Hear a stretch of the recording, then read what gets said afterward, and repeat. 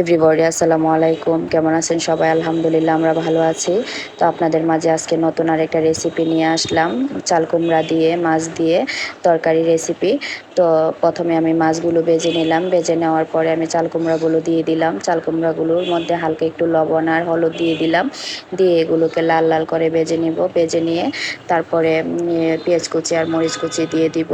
মরিচ কুচি দিয়ে তারপরে এগুলো যখন লাল হয়ে আসবে তখন আমি হালকা একটু পানি দিব। পানি দিয়ে তারপরে একে একে মশলাগুলো দিয়ে দিব, দিয়ে ঢাকনা দিয়ে গুঁড়ি দিব। গুঁড়ি দিয়ে যখন কষে আসবে তখন আমি পরিমাণ মতো ঝোলগুলো দিয়ে দিব। ঝোলগুলো দিয়ে তারপরে ঝোলটা যখন কমে আসবে তখন আমার ফাইনাল রেসিপি চলে আসবে।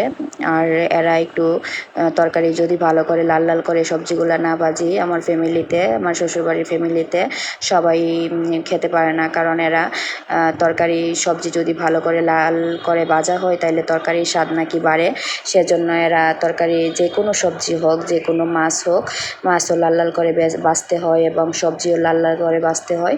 ভাজলে তারপরে মনে করেন আমরা তরকারি অনেকে হালকা একটু জল দেওয়ার পরে হালকা একটু মানে দুই একটা বগল উঠিয়ে তারপরে নামিয়ে নেই, কিন্তু আমরা অনেকক্ষণ এইটা রান্না করতে হয়, কারণ ঝোলটা দেওয়ার পরে যখন ঝোলটা গাঢ় হয়ে আসবে এবং সবজির সাথে মিক্সড হবে তখন আমরা তরকারি নামাতে হয়, কারণ না হইলে এরা বলে কি আমরা তরকারি স্বাদ হয়েছে না এরকম।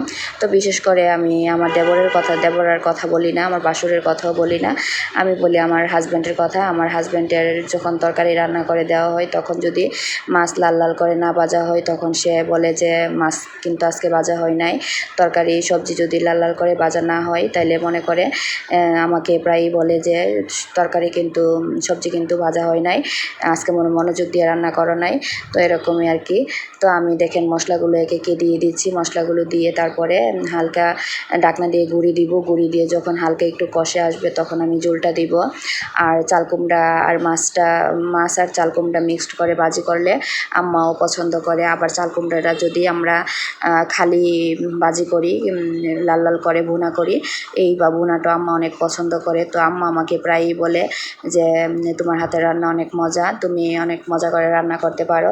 তো আমার হাতের রান্না আমার কাছে ভালো লাগে না, আমি খেতে পারি না। তো আফসোস, আমার হাতের রান্নাটা যদি আমি একটু মন মতো খেতে পারতাম। আসলে যে রান্না করে সে নাকি খেতে পারে না, সবাই বলে।